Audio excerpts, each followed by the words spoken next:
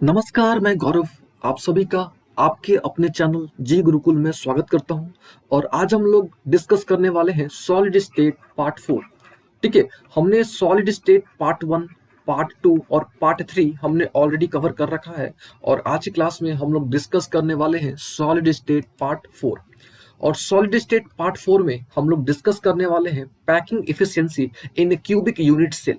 ठीक है, तो सबसे पहला पॉइंट आता है कि भाई ये पैकिंग इफिशियंसी क्या होता है।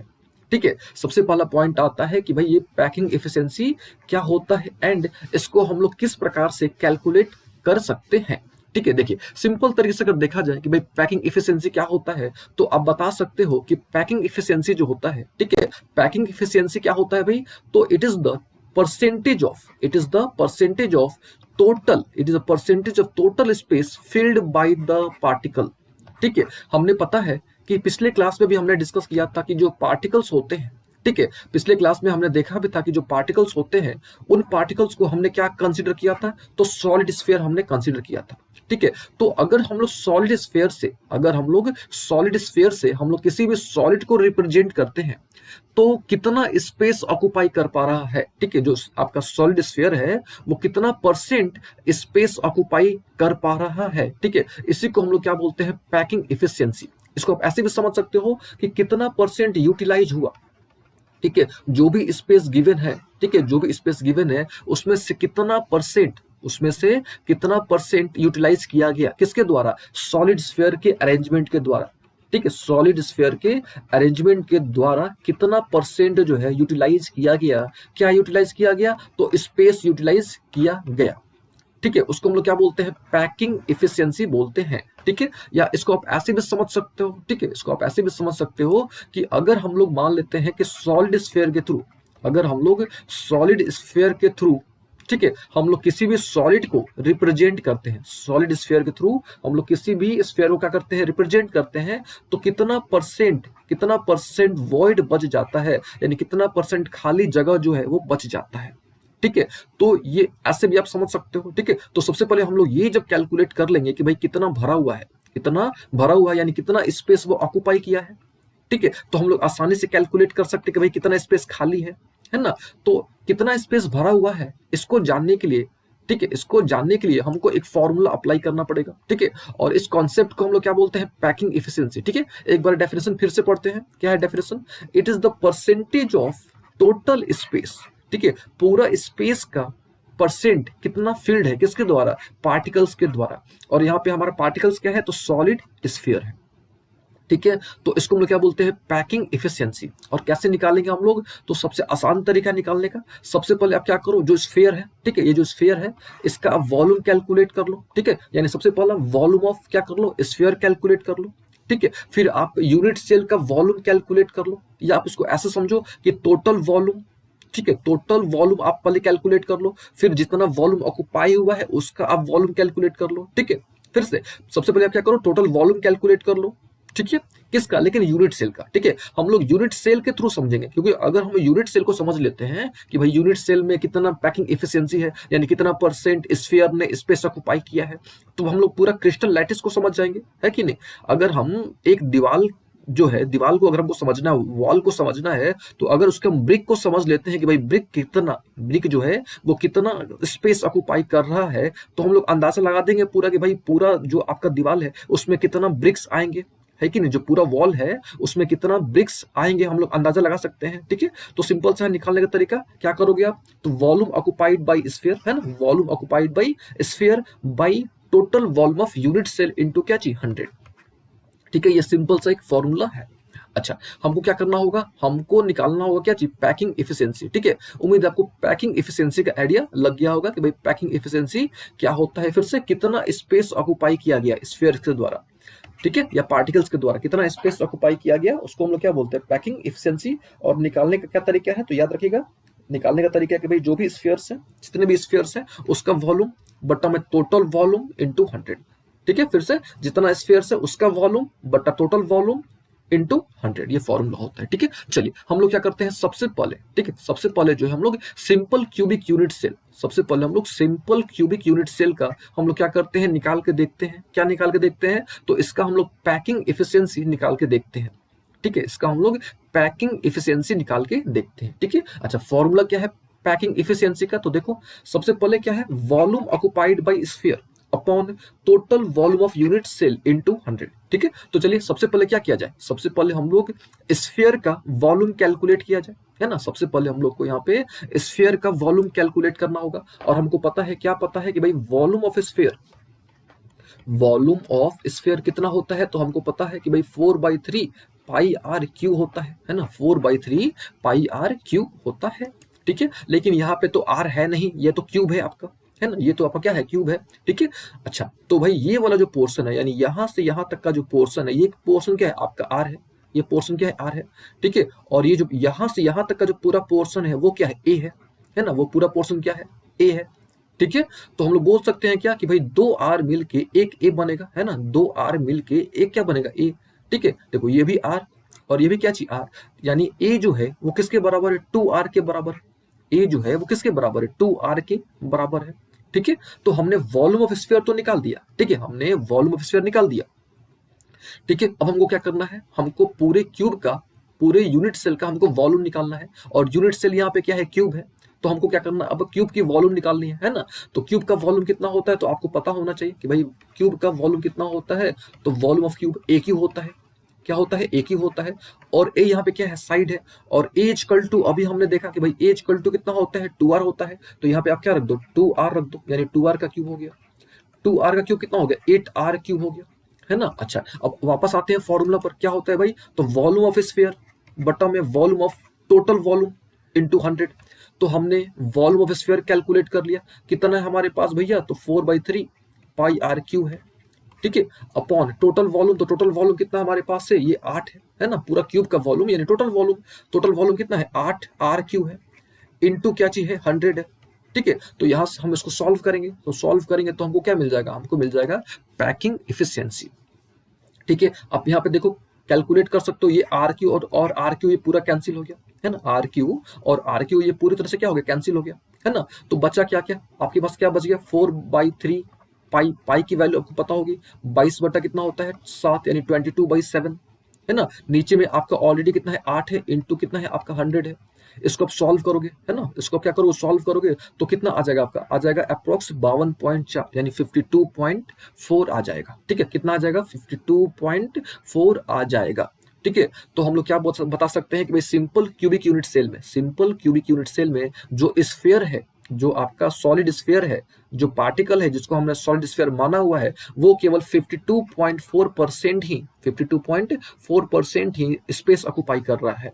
ठीक है, तो भाई बचा खाली, यानी वॉइड का स्पेस कितना है, यानी खाली जगह कितना बच गया, तो 100 में से घटा देंगे तो खाली जगह पता चल जाएगा, है कि नहीं, 100 में से घटा देंगे तो क्या हो जाएगा खाली जगह हमको पता चल जाएगा। ठीक है, तो जब भी आपको पैकिंग एफिशिएंसी निकालना होगा तो पहले स्फीयर का वॉल्यूम निकाल देना, फिर टोटल वॉल्यूम निकाल देना इंटू 100 कर देना, फिर से स्फीयर का वॉल्यूम बटा में टोटल वॉल्यूम इंटू 100 कर देना, आंसर निकल जाएगा आपका। ठीक है, तो उम्मीद है आपको ये समझ आ गया। अब बात करते हैं बॉडी सेंटर्ड क्यूबिक सेल का पैकिंग एफिशिएंसी कितना होता है, अब हम लोग इसके बारे में डिस्कस करते हैं। ठीक है, तो हम लोग क्या करेंगे, same concept same formula apply करेंगे। वो फॉर्मूला क्या है, तो फॉर्मूला आपका काफी सिंपल है, यानी पैकिंग एफिशिएंसी आपको जब भी निकालना होगा तो वॉल्यूम ऑफ स्फीयर, है ना, वॉल्यूम ऑफ क्या चीज स्फीयर, अच्छा upon total volume, volume of sphere upon total volume into what 100। ये काफी सिंपल सा फॉर्मूला है। ठीक है, चलिए सबसे पहले हमको क्या समझना होगा, क्या देखना होगा कि भाई बीसीसी में कितने स्फीयर्स होते हैं। ठीक है, बीसीसी में कितने स्फीयर्स होते हैं, तो हमको पता है कि भाई बीसीसी का मतलब क्या चाहिए, बीसीसी का मतलब क्या होता है कि भाई एक एकदम बॉडी में प्रेजेंट होगा आपका, एक जो है एकदम आपका कहां पे प्रेजेंट होगा, बॉडी में क्या होगा प्रेजेंट होगा। तो हम लोग बोल सकते हैं कि भाई टोटल जो आपका स्फीयर होता है बीसीसी में वो कितना होता है 2। याद रखिएगा टोटल स्फीयर जो बीसीसी में होता है वो कितना होता है 2। देखिए हमने आपको बता रखा है ऑलरेडी, देखिए ये हो गया आपका, मान लो कि ये एक हो गया और ये हो गया एक, आपका एकदम बॉडी के सेंटर में है। तो याद रखिएगा बीसीसी में, ठीक है, बीसीसी में नंबर ऑफ स्फीयर्स कितने होते हैं, या नंबर ऑफ एटम या उसको नंबर ऑफ पार्टिकल बोलो कितने होते हैं, तो आपको बता देना है कि भाई 2 होते हैं। ठीक है, तो सबसे पहले क्या कैलकुलेट करना होगा, सबसे पहले हमको कैलकुलेट करना होगा क्या भाई वॉल्यूम ऑफ स्फीयर। तो वॉल्यूम ऑफ स्फीयर हमको पता है कि भाई 4/3 पाई आर क्यू होता है, और क्योंकि यहाँ पे 2 यहाँ पे दो पार्टिकल्स हैं, दो एटम्स हैं, दो स्फीयर हैं, दैट इज वाई हम लोग यहाँ पे क्या करेंगे, दो से गुना करेंगे, हम लोग यहाँ पे क्या करेंगे, दो से गुना करेंगे, ये हमने निकाल लिया। अच्छा, अपॉन अब टोटल वॉल्यूम, ठीक है, टोटल वॉल्यूम, लेकिन किसका वॉल्यूम, तो यूनिट सेल का वॉल्यूम, और यूनिट सेल हमारा क्या है, क्यूब है। हमको पता है कि भाई जो हमारा यूनिट सेल है वो यूनिट सेल हमारा क्या है, क्यूब है। और क्यूब का, ठीक है, क्यूब का फॉर्मूला, क्यूब का वॉल्यूम आपको पता होना चाहिए। क्यूब का वॉल्यूम कितना होता है, ए क्यू, है ना। क्यूब का जो वॉल्यूम होता है वो वॉल्यूम कितना होता है, ए क्यू, यानी यहाँ पे क्या हो गया, ए क्यू इंटू हमको क्या कर देना है, 100 कर देना है, इंटू हमको क्या कर देना है, 100 कर देना है। फिर से जब भी आपको पैकिंग एफिशिएंसी निकालना होगा, सिंपल सा ट्रिक है, volume of sphere by my total volume into 100। लेकिन बीसीसी में हमको पता है कि भाई दो स्फीयर्स होते हैं, या आप दो पार्टिकल समझो या दो एटम समझो, ठीक है। दैट इज वाई हमने यहाँ पे दो से गुना कर दिया, यानी ये क्या हो गया, वॉल्यूम ऑफ स्फीयर हो गया अपॉन वॉल्यूम ऑफ क्यूब, या टोटल वॉल्यूम बोलो। अब प्रॉब्लम आती है कि भाई हमको जो है अब यहाँ पे आर में और ए के बीच में रिलेशनशिप स्टैब्लिश करना पड़ेगा। क्या करना पड़ेगा, आर और ए के बीच में रिलेशनशिप स्टैब्लिश करना पड़ेगा, तभी जाके ये कैंसिल हो पाएगा, तभी जाके हमको एक परसेंटेज मिल पाएगा। आ रही बात समझ। तो now we have to establish a relationship between R and A और आर के बीच में हमको क्या करना पड़ेगा, एक रिलेशनशिप स्टैब्लिश करना पड़ेगा। क्यों करना पड़ेगा, समझिएगा ध्यान से, क्योंकि यहाँ पे नीचे में आर के टर्म में कुछ होगा तभी ना ये आर आर आपका कटेगा, ठीक है, तभी ना आप सिंपली उसको कर पाओगे, है कि नहीं। चलिए, तो हमको क्या करना पड़ेगा, रिलेशनशिप स्टैब्लिश करना पड़ेगा, किसके किसके बीच में, तो ए और आर के बीच में। देखिए कैसे रिलेशनशिप स्टैब्लिश करेंगे, ध्यान से, ठीक है। हमको पता है कि भाई ये पूरा क्यूब है ना, हमको पता है कि ये पूरा क्या है, क्यूब है।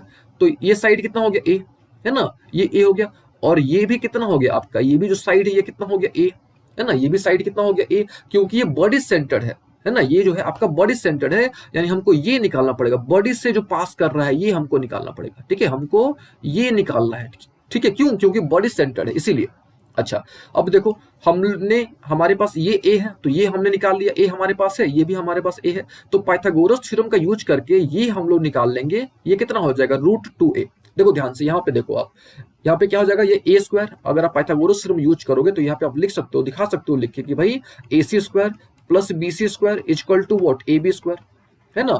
तो ए कितना था आपका, AC कितना था, A स्क्वायर, यानी ये भी A स्क्वायर इक्वल टू कितना, AB स्क्वायर।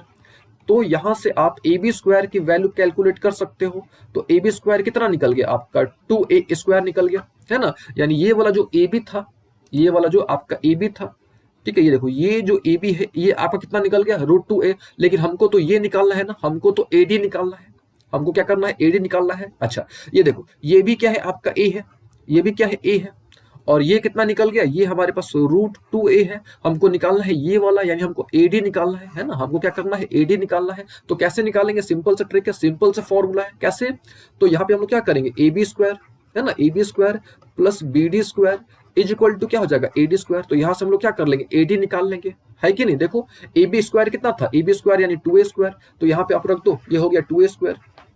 BD यानी ये वाला पोर्शन, ये कितना है, A है, यानी ये हो गया A स्क्वायर इक्वल टू कितना हो गया, AD स्क्वायर, है ना। यानी यहाँ से कितना निकल गया, 3a स्क्वायर कितना निकल गया, AD स्क्वायर निकल गया।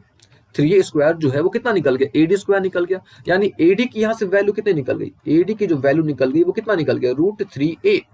यानी ये जो AD निकला, ये AD कितना निकल गया आपका, √3a। यानी ये जो AD निकल गया ये कितना निकल गया, √3a।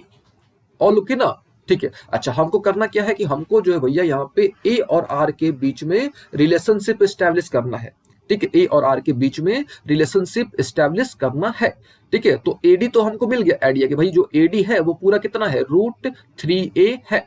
अब देखो, अब हमको देखना है कि भाई यहां से यहां तक कितना R होगा, यहां से यहां तक कितना R होगा। तो आप अगर ध्यान से देखोगे तो आपको आइडिया लग जाएगा कि भाई ये वाला जो पोर्शन है, ये वाला जो पूरा पोर्शन है, यानी जो AD है आपका, यानी जो आपका AD है ये 4R के बराबर है। AD जो है आपका ये कितने R के बराबर है, ये 4R के बराबर है, यानी 4 इंटू रेडियस क्या चाहिए, बराबर है, ठीक है। देखो हम आपको अच्छे तरीके से समझाते हैं, ये देखो ये हो गया हमारा एक R, ये क्या हो गया, एक R, ये दूसरा R, ठीक है, ये हो गया हमारा क्या चीज, ये देखो यहाँ पे एक बड़ा सा अंदर में एक स्फीयर है, अंदर में एक बड़ा सा क्या चीज, स्फीयर है, ठीक है। तो इसको आप ऐसे समझो, इसको आप जो है ना, इसको अलग तरीके से आपको समझाने की कोशिश करते हैं। देखो हमने अभी क्या कैलकुलेट किया, अभी हमने जो है AD, ये पूरा AD है ना, ये पूरा AD है, और एडी हमने कितना कैलकुलेट किया, एडी हमने कैलकुलेट किया कर लिया √3a। ठीक है, कैसे कैलकुलेट किया, तो सिंपल सा ट्रिक है कि सबसे पहले हमने ये कैलकुलेट किया पाइथागोरस थ्योरम से, और ये √2a निकाला, फिर ये हमारे पास a था, तो इस तरीके से हमने ये एडी कैलकुलेट कर लिया। ठीक है, एडी हमने कैलकुलेट कर लिया। अब हमको क्या करना है कि भाई ए और आर के बीच में रिलेशनशिप स्टैब्लिश करना है ना, ए और आर के बीच में रिलेशनशिप स्टैब्लिश करना है। ठीक है, यहाँ पे हमने आपको ओवरऑल बता दिया कि भाई एडी जो है वो 4r के बराबर होगा, लेकिन कैसे, वो आपको हम थोड़ा सा विजुअलाइज करके दिखाने की कोशिश करते हैं। देखो ध्यान से, ठीक है, तो सबसे पहले आप इस क्यूब पर फोकस करो, ये जो क्यूब है ना, इस पर आप फोकस करो आप। ठीक है, तब आपको ज्यादा फील आएगा। देखो ये हमको क्या करना है, एडी, ये पूरा एडी है, और एडी हमने कितना निकाला है भैया अभी, तो √3 इंटू ए निकाला है ना। एडी जो हमने निकाला यहाँ पे वो कितना है, √3 इंटू ए। ठीक है ना। अच्छा, अब देखो ध्यान से, ये जो है आपका किसके बराबर है, 4r के बराबर है। ठीक है, किसके बराबर है, 4r के बराबर है। कैसे, थोड़ा समझो आप। देखो ये अंदर में तो आपका एक स्फीयर है, क्या अंदर में आपका एक क्या चीज स्फीयर है, और यहां मान लो कि एक आधा स्फीयर यहाँ पे हो गया, और आधा स्फीयर मान लो कि यहाँ पे हो गया। ठीक है, फिर से ये हमारा आधा स्फीयर है, इसको हमने मान लिया है कि भाई आधा स्फीयर है, ये पूरा स्फीयर है, और ये आधा स्फीयर है, यानी आधा रेडियस यहाँ पे, यानी आधा आर। ठीक है, लेकिन ये पूरा कितना हो गया, 2r, और ये पूरा कितना हो गया, r, यानी r, 2r और r, यानी ओवरऑल कितना निकल गया, 4r निकल गया। ठीक है, ओवरऑल कितना निकल गया, 4r निकल गया। ठीक है, अगर आपको नहीं समझ आए तो फिर से समझाते हैं। देखो ये अंदर में हमारे पास क्या है, एक स्फीयर है, तो स्फीयर का जो डायमीटर है, यानी स्फीयर में कितना r होगा, 2r तो होगा, इसमें तो नो डाउट है ना, डायमीटर होगा तो 2r होगा। अच्छा, अब देखो, अब ये वाला पोर्शन देखो, ये वाला जो हेमिस्फीयर है, क्या आपका हेमिस्फीयर, तो यहाँ पे कितना है, r है आपका। ठीक है, यहाँ पे क्या है, r है। अगर नहीं समझ आ रहा तो यहाँ ये देखो आप, ये आपका r है ना, ये क्या है आपका r है, तो ऑब्वियस है कि ये भी क्या होगा, r होगा, यानी ये r हो गया। सिमिलरली ये भी क्या होगा आपका, r होगा। ठीक है, तो ये 2r, ये r, और ये r, यानी r plus r plus 2r, यानी ओवरऑल कितना निकल गया, 4r। और ये है क्या, तो ये एडी है क्या, यानी एडी कितना निकल गया, 4r निकल गया। और एडी हमने कितना कैलकुलेट किया था, तो एडी हमने √3a कैलकुलेट किया था, यानी √3a इक्वल टू कितना निकल गया, 4r निकल गया। तो यहां से a की वैल्यू कितनी निकल गई, तो हम लोग यहां से बोल सकते हैं कि a की वैल्यू कितनी निकल गई, 4r बाई √3। याद रखिएगा, 4r बाई √3। ठीक है, हम लोग लास्ट में इसको समराइज भी कर देंगे, अभी आपको हम थोड़ा डिटेल में समझाने की कोशिश कर रहे हैं। ठीक है, तो यहां से हमको a मिल गया, a कितना मिल गया, 4r बाई √3 मिल गया। ठीक है, चलिए वापस आते हैं फॉर्मूला पर। फॉर्मूला क्या था हमारा, पैकिंग इफिशिएंसी का क्या फॉर्मूला होता है, तो total volume occupied by sphere by total volume of unit cell, है ना, यही ना फॉर्मूला होता है आपका। ठीक है, अच्छा, जब ये फॉर्मूला होता है तो देखा जाए भाई, सबसे पहले क्या चीज, सबसे पहले आपको निकालना होगा स्फीयर का वॉल्यूम, फिर आपको टोटल वॉल्यूम निकालना होगा, है ना। सबसे पहले आपको स्फीयर का वॉल्यूम, फिर टोटल वॉल्यूम। ठीक है, तो देखिए सबसे पहले यहाँ पे क्या किया गया है, वॉल्यूम ऑफ पूरा क्यूब का वॉल्यूम निकाल दिया गया है, यूनिट सेल का वॉल्यूम निकाल दिया गया है। तो वॉल्यूम ऑफ क्यूब कितना होता है, a क्यूब, और a अभी हमने देखा कि भाई a कितना होता है, तो 4/√3। जब इसको आप 4/√3 का क्यूब करोगे, देन आपको ये मिल जाएगा 64r³ बाई 3√3 मिल जाएगा। अच्छा, फिर अब आपको क्या करना है, अब आपको कैलकुलेट करना है वॉल्यूम ऑफ स्फीयर, है ना। अब आपको जो है क्या कैलकुलेट करना है, वॉल्यूम ऑफ स्फीयर। और आपको पता है कि भाई बीसीसी में 2 होते हैं, तो एक का तो पता है कि भाई क्या होता है, तो हम लोग को दोनों का निकालना, तो 2 से गुना कर देंगे, यानी 2 इंटू 4/3 πr³। तो यहाँ पे देखो 2 इंटू 4/3 πr³, है ना, 2 इंटू 4/3 πr क्या चीज क्यूब। अच्छा, यहां तक क्लियर हो गया, है ना। अब क्या करना होता है, तो भाई डिवाइड कर देना होता है। ठीक है, अब क्या करना होता है, तो सिंपली यहाँ पे अब डिवाइड कर देना है। किसको किससे डिवाइड कर देना है, तो volume of sphere, volume of sphere. तो वॉल्यूम ऑफ स्फीयर ये है आपका, कितना है भाई, तो 8/3 πr³, है ना, अपॉन आपका वॉल्यूम ऑफ क्यूब या वॉल्यूम ऑफ यूनिट सेल बोलो, तो इसका कितना है, तो 64r³ बाई में 3√3 इंटू वॉट, इंटू आप किससे गुना कर दोगे, तो यहाँ पे इंटू 100 गुना कर दोगे, तो आपको मिल जाएगा, कितना मिल जाएगा, तो आपको मिल जाएगा 68.04%, है ना, अप्रोक्स आपको जो है 68.04% मिल जाएगा। ठीक है, अगर आपको इतना सारा नहीं करना है तो आप सिंपल याद रख लो क्या, कि भाई डायगोनल ऑफ क्यूब, सिंपल सा ट्रिक समझो आप। यहाँ पे आप याद रख लो कि डायगोनल ऑफ क्या होता है, क्यूब। तो डायगोनल ऑफ क्यूब आपको याद कर लीजिएगा, √3a होता है, और ये जो √3a है, ये जो √3a है, ये 4r के बराबर होगा। तो यहाँ से a की वैल्यू निकल गई 4/√3r, है ना। फिर क्या कर देना आप, वॉल्यूम ऑफ स्फीयर यानी 2 है तो 2 से गुना कर देना, यानी 8/3 पाई आर क्यूब। ठीक है, और फिर ए क्यू होता है वॉल्यूम ऑफ क्यूब, ठीक है, या वॉल्यूम ऑफ यूनिट सेल बोलो, उसका ए क्यू होता है, तो यहाँ पे 4/√3 आर क्यू कर देना, यानी इसका जब क्यूब करोगे तो कितना आ जाएगा, 64 आर क्यू बाई 3√3 आएगा, इंटू 100 कर देना। सॉल्व करोगे तो कितना मिल जाएगा, 68.04 मिल जाएगा, है ना। यानी बीसीसी में स्फीयर जो होते हैं, जो पार्टिकल्स होते हैं, वो कितना स्पेस ऑक्युपाई करते हैं, तो 68.04 क्या करते हैं, ऑक्युपाई करते हैं। या पैकिंग इफिशियंसी कितना होता है बीसीसी का, तो आपको बता देना है 68.04 होता है। तो बचा कितना, यानी खाली जगह कितना बच गया, तो 100 में से घटा देना, तो 100 में से घटाओगे तो अप्रोक्स कितना आ जाएगा, 32 आ जाएगा, है ना, 32%। ठीक है, तो उम्मीद है आपको आइडिया लग गया होगा। आपको अगर ये सब नहीं करना है तो सिंपल याद रख लो कि भाई डायगोनल होता है क्यूब का कितना, √3 है। आपको ये सब नहीं करना पड़ेगा, डायरेक्टली आप कर सकते हो, ठीक है। लेकिन हमने आपको दोनों तरीका बता दिया, ठीक है, जो आपको सही लगे वो आप अप्लाई कर सकते हो। ठीक है, तो ये तो हमने बीसीसी का देख लिया, और उससे पहले हमने किसका देखा था, हमने सिंपल क्यूबिक सेल का देखा था, और इसका कितना था पैकिंग इफिशियंसी 52.4, और इसका भी हमने कैसे निकाला था, इसका हमने वही तरीके से निकाला था। सबसे पहले वॉल्यूम ऑफ स्फीयर, तो भाई 4/3 पाई आर क्यू हमने निकाला था, है ना। फिर ए क्यू, तो ए यहाँ पे किसके बराबर था, यहाँ जो ये आर है ये भी आर है, यानी यहाँ पे ए आपका आर के बराबर था, सॉरी 2r के बराबर था, तो 2r का हमने यहाँ पे क्यूब कर दिया था, इंटू हमने 100 कर दिया था, तो कितना निकल गया था आपका 52.4%, यानी इतना ऑक्युपाई हुआ है, यानी इतना पैकिंग इफिशियंसी है। तो खाली जगह कितना है, तो 47.6%। ठीक है, तो हमने 2 का क्लियर कर लिया। अब हम लोग बात करते हैं नेक्स्ट, यानी फेस का, फेस सेंटर्ड क्यूबिक सेल का। ठीक है, तो सबसे पहले आपको क्या पता होना चाहिए, सबसे पहले आपको पता होना चाहिए कि भाई कितना होता है, ठीक है, यानी नंबर ऑफ स्फीयर्स कितने होते हैं, सबसे पहले आपको ये पता होना चाहिए। ठीक है, देखो सबसे पहले आपको इसका नॉलेज होना चाहिए। तो हम लोग क्या करते हैं, आपको पता है, हमने ऑलरेडी आपको बता भी रखा है, ठीक है, कि भाई यहाँ पर भी है एक फेस, यहाँ पर भी है, यहाँ पर भी है, और एक यहाँ पर भी है, और एक यहाँ भी है, टोटल, यानी टोटल कितने होते हैं, तो याद रखिएगा 4 होते हैं, यानी नंबर ऑफ स्फीयर्स। ठीक है, नंबर ऑफ स्फीयर्स कितने होते हैं, किसमें, एफसीसी की बात हो रही है। ठीक है, एफसीसी में नंबर ऑफ स्फीयर कितने होते हैं, तो याद रखिएगा 4। यहाँ पे हमने नोट भी कर रखा है कि भाई एफसीसी में नंबर ऑफ स्फीयर कितने होते हैं, 4। ठीक है, रूल क्या होता है कि सबसे पहले आप स्फीयर का वॉल्यूम निकालो, सबसे पहले आप क्या करो, स्फीयर का वॉल्यूम निकालो, ठीक है, फिर टोटल वॉल्यूम निकालो, फिर इंटू 100 कर दो। तो वॉल्यूम ऑफ स्फीयर, सबसे पहले वॉल्यूम ऑफ किसका, किसका, स्फीयर का, तो वॉल्यूम यहाँ पे कितना है, 4/3 पाई आर क्यू है ना। स्फीयर का वॉल्यूम कितना होता है, 4/3 पाई आर क्यू होता है, और टोटल स्फीयर कितने हैं, 4 हैं। ठीक है, याद रखिएगा एफसीसी में कितने होते हैं, 4। ठीक है, अच्छा ये तो हो गया अपॉन वॉल्यूम ऑफ, अब क्या, तो volume of cube, volume of cube कितना होता है, तो ए क्यू होता है। ठीक है, लेकिन हमको क्या करना पड़ेगा, ए और आर के बीच में रिलेशनशिप स्टैब्लिश करना पड़ेगा।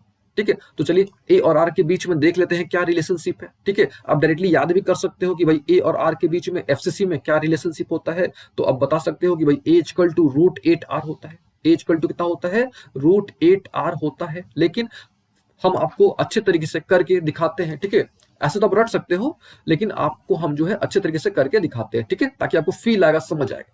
चलिए आपको जो है ये वाला पोर्शन कैलकुलेट करना है, ठीक है, एफसीसी यानी फेस सेंटर्ड क्यूबिक सेल में आपको ये कैलकुलेट करना है। ठीक है, आपको ये वाला पोर्शन कैलकुलेट करना है, ठीक है, समझिएगा, एकदम आसान है।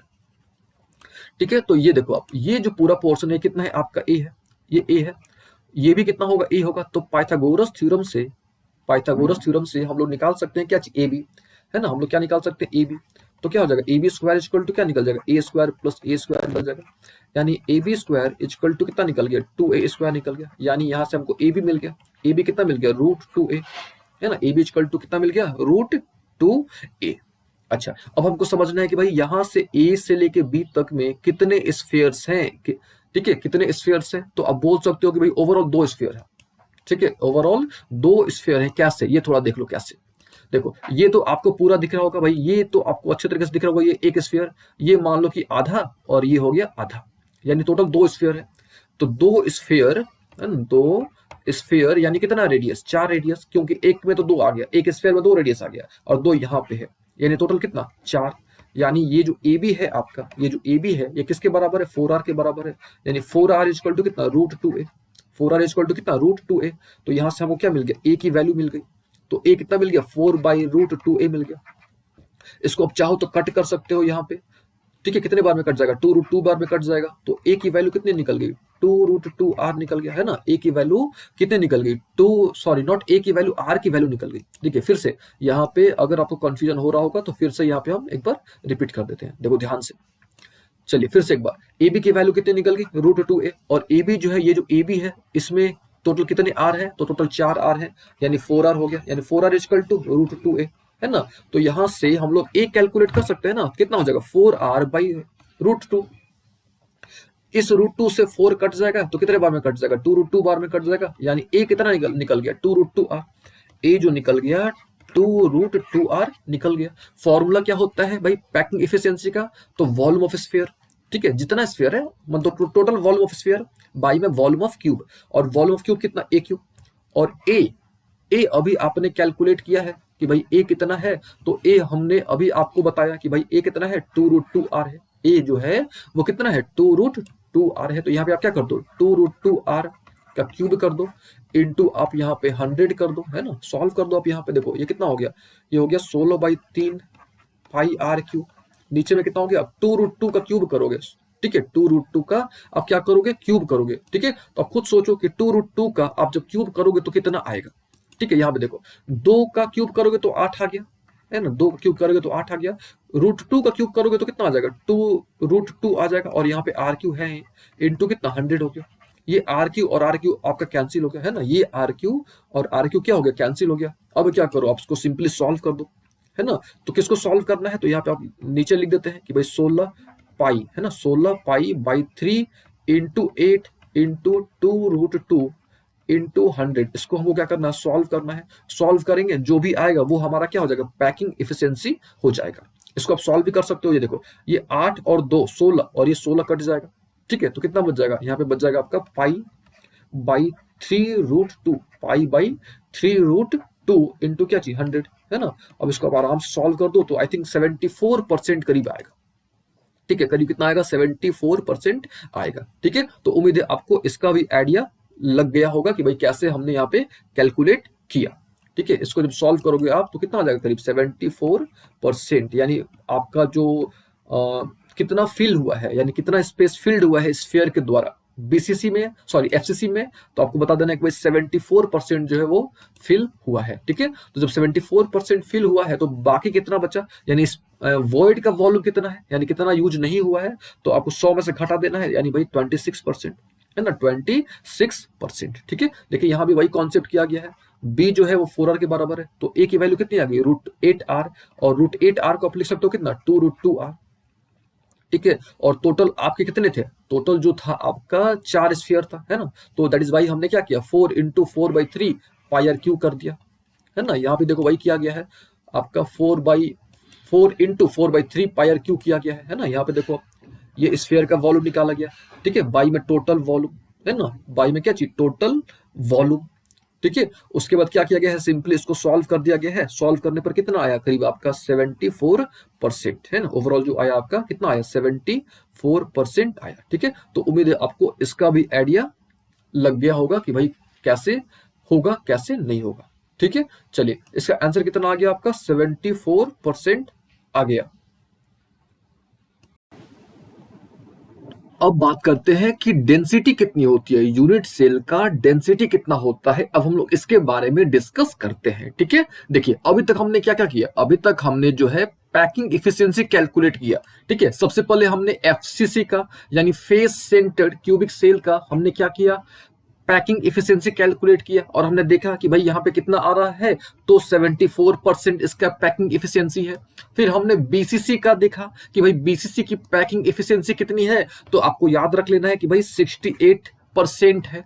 अच्छा, उसके बाद हमने देखा कि भाई सिंपल क्यूब जो है, ठीक है, जो सिंपल क्यूब है उसका कितना है, तो उसका है भाई 52.4 यानी 52.4%, ठीक है। तो अगर आपने नोटिस किया होगा, ठीक है, अगर आपने नोटिस किया होगा कि तो सबसे अधिक किसका है, तो एफसीसी का है। याद रखिएगा सबसे अधिक जो पैकिंग इफिशियंसी होता है, ठीक है, सबसे अधिक जो पैकिंग इफिशियंसी होता है वो किसका होता है, आपका तो एफसीसी का होता है, ठीक है। अच्छा, अब बात आती है कि भाई इसका पैकिंग इफिशियंसी इतना अधिक क्यों होता है, ठीक है। तो इसका एक ही कारण है कि भाई यहाँ पे जो नंबर ऑफ, ठीक है, यहाँ जो आपका नंबर ऑफ स्फीयर है वो कितना है, आपका 4 है, यहाँ जो नंबर ऑफ स्फीयर है वो कितना है, 4 है, यानी नंबर ऑफ जो पार्टिकल है वो कितना है आपका, 4 है। जबकि यहाँ पे देखो बीसीसी में, देखो बीसीसी में अगर आप देखोगे तो भैया यहाँ पे केवल नंबर ऑफ पार्टिकल जो है केवल वो 2 है, ठीक है। अच्छा, अगर आप सिंपल क्यूबिक यूनिट सेल में देखोगे तो उसके पास मात्र 1 है ना, मात्र क्या है, 1 है।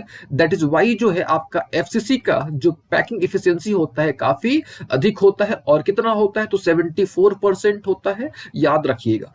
और लोग ना, अच्छा उसके बाद आपको क्या ध्यान में रखना है, उसके बाद आपको जो है ए और आर के बीच में रिलेशनशिप एस्टेब्लिश करना नहीं है, आपको याद रख लेना है, ठीक है, ए और आर के बीच में, ठीक है। तो याद रखिएगा एफसीसी के लिए ए इक्वल टू कितना होता है, 2√2r, याद रखिएगा, ये बहुत इंपॉर्टेंट है, ये न्यूमेरिकल्स में काफी ज्यादा काम आएंगे। फिर से एफसीसी में ए जो है किसके बराबर होता है, तो 2√2r के बराबर होता है, ठीक है। ए जो होता है वो 2√2r के बराबर होता है, ठीक है।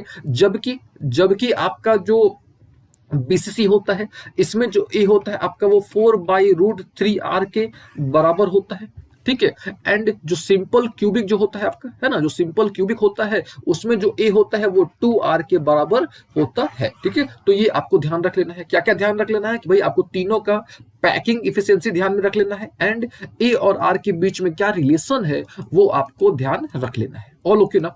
अच्छा, अब हम लोग क्या करते हैं, थोड़ा डेंसिटी देख लेते हैं कि भाई डेंसिटी ऑफ यूनिट सेल कितना होता है, ठीक है। अच्छा, आप क्या कर सकते हो, डायरेक्टली ये रिलेशनशिप एस्टैब्लिश कर सकते हो या याद कर सकते हो, ठीक है। ये जो रिलेशनशिप है आप डायरेक्टली इसको याद भी कर सकते हो, ठीक है। डी इक्वल टू क्या चीज, Z M by A Q N A, यहाँ पे हम लिख देते हैं D equal to Z dot M, ठीक है, Z dot M upon A Q dot N A. अब बात आती है कि भाई यहाँ पे जेड क्या है, तो याद रखिएगा जेड इक्वल टू क्या होता है, नंबर ऑफ एटम्स, ठीक है, नंबर ऑफ एटम्स, ठीक है। अच्छा, यहाँ पे कैपिटल एम है, तो कैपिटल एम जो है वो आपका मोलर मास है, ठीक है। यहाँ पे ए क्यू, तो ए क्यू यानी वॉल्यूम है, लेकिन ए यहाँ पे क्या है, तो एज है। किसका है, एज, तो यूनिट सेल का एज लेंथ है ना। एन ए यानी एवोगैड्रो नंबर, ये आपने पढ़ा होगा, एन ए यानी एवोगैड्रो नंबर, ठीक है। तो ये आपको याद रख लेना है, ठीक है। लेकिन याद रखने से कोई फायदा नहीं है, हम लोग उसको डिराइव करके देखते हैं कि भाई ये कैसे आया, ठीक है, ये कैसे आया। हम इसको आपका जो है ना पूरा डिराइव करके आपको हम इसको दिखाते हैं कि भाई ये कैसे आया, ठीक है। चलिए, क्या निकालना है, डेंसिटी। देखिए टारगेट हमारा क्या है, डेंसिटी, ठीक है। अच्छा, डेंसिटी हम लोग कैसे निकाल सकते हैं, तो नीचे क्लासेस में आपने पढ़ा होगा कि भाई डेंसिटी इक्वल टू, ठीक है, डेंसिटी इक्वल टू क्या होता है, मास बाई वॉल्यूम, ये आपने पढ़ा होगा, ठीक है, मास बाई वॉल्यूम। अच्छा, मास को तो आप मास रख दो, ठीक है, वॉल्यूम कितना होगा, तो एक ही होगा, इसमें तो कोई नो डाउट है ना, कोई प्रॉब्लम नहीं होना चाहिए कि भाई वॉल्यूम एक क्यों होगा। अच्छा, अभी देखो, अब प्रॉब्लम आती है कि भाई मास, ठीक है। अब देखो यहाँ पे हम आपको रफ में मास का थोड़ा बताते हैं, ठीक है। देखो, आपने पढ़ा होगा नंबर ऑफ मोल्स, ठीक है, नंबर ऑफ मोल्स के बारे में आपने पढ़ा होगा। नंबर ऑफ मोल्स का फॉर्मूला क्या होता है, गिवन मास बाई में मोलर मास, ये आपने पढ़ा होगा। फिर से नंबर ऑफ मोल्स का फॉर्मूला क्या होता है, तो given mass by molar mass. तो यहां से हम लोग क्रॉस जब कर देंगे तो यहां से हमको मास का वैल्यू निकल जाएगा, मास का फॉर्मूला मिल जाएगा। मास का क्या फॉर्मूला मिल जाएगा, तो भाई number of moles into molar mass, है कि नहीं। अच्छा, एक फॉर्मूला और हमने आपको बता रखा है कि भाई नंबर ऑफ मोल्स का, ठीक है, नंबर ऑफ मोल्स का हमने आपको एक और फॉर्मूला बता रखा है, वो क्या है भाई, तो याद रखिएगा गिवन नंबर ऑफ पार्टिकल्स, ठीक है, गिवन नंबर ऑफ पार्टिकल्स, ठीक है, given number of particles upon Avogadro number, है ना, upon Avogadro number into molar mass, ठीक है। देखिए मोलर मास नहीं होता है, यही तक होता है नंबर ऑफ मोल्स का फॉर्मूला। फिर से क्या होता है, तो एक तो फॉर्मूला आपको याद रख लेना है कि भाई given mass by molar mass. अच्छा, इसके अलावा ये भी फॉर्मूला आपको ध्यान रख लेना है कि भाई given number of particles but हम एवोगैड्रो नंबर, है ना।